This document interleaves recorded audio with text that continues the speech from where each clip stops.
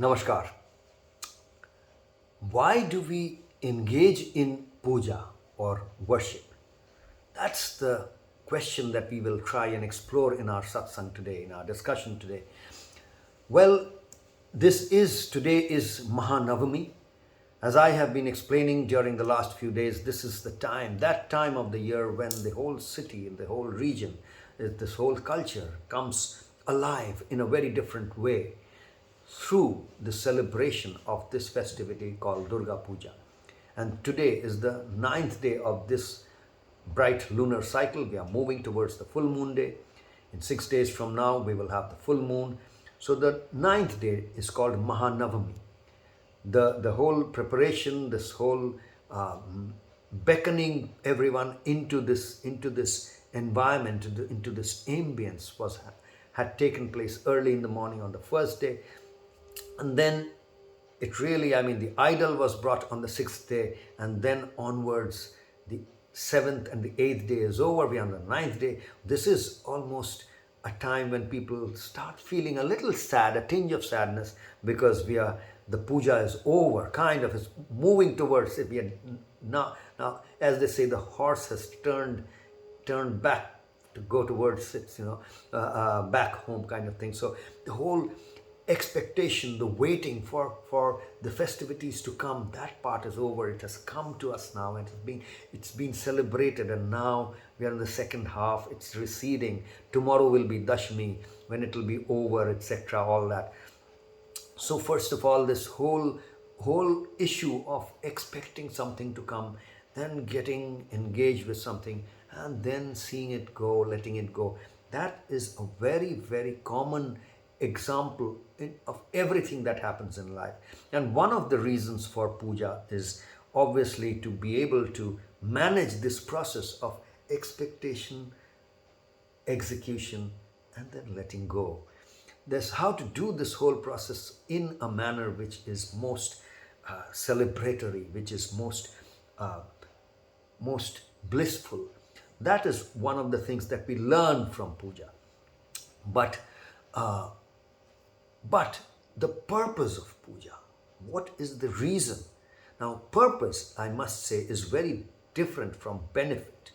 And that's a distinction that we make very, very clearly whenever we are talking of Karma Yoga for 21st century, and this Fit for Life program, this sadhana paddhati, or this process of creating a daily practice routine.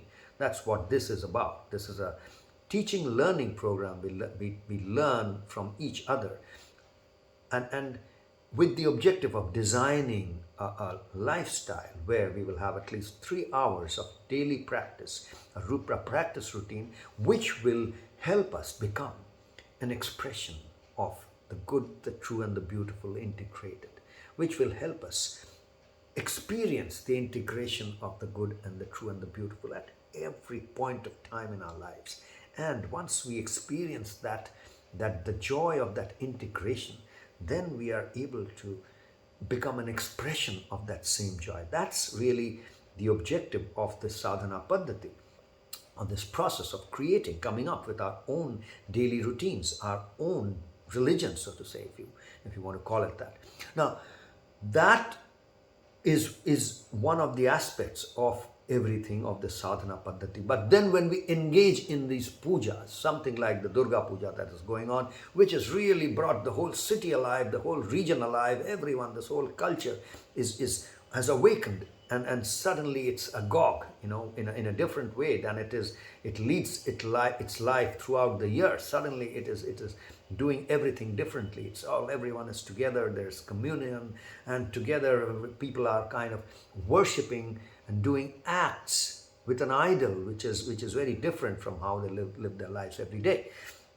And they are experiencing communion, they are eating together, there is community lunch. People, instead of coming out of their own small nuclear families, they feel more one with everyone else and do things together. There are cultural programs. All of this are ways by which we are experiencing or celebrating this time, the worship of Devi or Goddess Durga.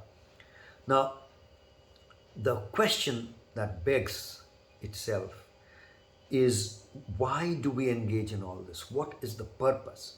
Now, there are multiple benefits, and all those benefits are clear. That is why people engage in it. We are not talking about benefits here. In Hindi, it is called fayda. In Bangla, we call labh. So, labh, benefit, or fayda, profit, that's a different thing. And there's a difference between benefit, profit, and purpose. So purpose is more spiritual, whereas benefit or profit is more material. That's how we at Karmyog for this 21st century distinguish the two. Profits and benefits are from the realm, or from the material dimension of our lives, whereas from the spiritual dimension of our lives comes the issue of purpose. It's very important, and clearly most of us and all of us are very well focused on the benefits. We do anything, we ask us, what's in it for me? What's the benefit? Will it profit us? Well, that's a question that everyone is very used to, and it's asked all the time. The whole education system prepares us to do cost benefit analysis, what we are putting into something and what we are getting out of it. Is it analyze it so that it's profitable? Well, it's a plus in when we give something, it subtracts, and we get something, it adds. That's the general kind of notion in the material world. So in that plus minus, are we remaining in the plus? So all these aspects are well understood. The point is in the spiritual aspect, when we think about purpose, that's not always something that we ask. That whenever we are engaging in something, we are doing something, we don't always ask, what's the purpose behind it? And that's the question that we are asking today. This Durga Puja, everything that is happening, what is the purpose behind it? Not the benefit. There are many benefits, yes. There are lots of things, lots of ways in which people profit out of this. We are not talking about those right now. We are asking, what is the purpose? And before we get to that answer, and maybe the answer will come from something that we have discussed earlier in one of our previous satsangs. We have said that the puja is of two types: personal puja or private puja, and public puja or community puja. Worship, that is personal or private worship, and community worship. So private worship is for us to really experience the bliss of, as what is called here, Satchidananda, the bliss that comes from experiencing oneness with everything, every sentient being, everything that is live, not live, one with everything. That unity consciousness, that joy that comes from being in that particular state of being is something, once it happens to you, it is such an experience that you just want that experience to roll out to everyone else. Now, why does that happen? Why is that so? Because there is no everyone else. The experience itself comes from an understanding that there is no everyone else, there is no other. So when you find a part of you that is not experiencing that joy, it is absolutely natural and automatic that you want that joy to permeate out into that part of you, that other which is not other, that is you. You want that, and that is kind of also been called a bodhisattva, wow, or whatever other terms you might use for that. The point is that it is very simply what we call seva or service, being in the service of others. Serve. So when you have to serve, then you again have to get into this two business. You're not one. So what can you do with yourself? You can serve others. Once you know that the other is also you, then only thing that you can do is take that whatever you have got within you onto or unto that other. And that is the definition of seva or service. And that, as we know, is what we always start with. We start every sadhana, every part of our program, everything, all our programs, whether it's the Shakti Stretch Aradhana, Pranlila Upasana, or Stamiflex Arti, or even the other ones like Somno Magic, which is Yoga Nidra, or meditation. Livosim is a way of living. Now, all of that is hovers around the uttering the affirmations about the seva mantra, as we say, the service mantra, which is the bastion of the Karmyog for 21st century sadhana paddhati.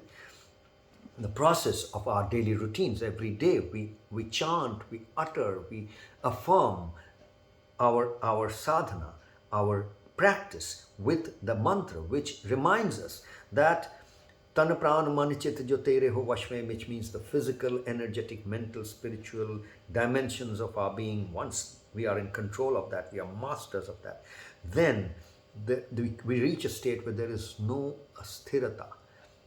There is asthirata means no agitation, no stress. We are completely stress free. There is stillness in our being, in our body, in our energy, in our mind, in our spirit. There is a stillness that we experience, and that stillness allows us to excel in whatever we will now engage in.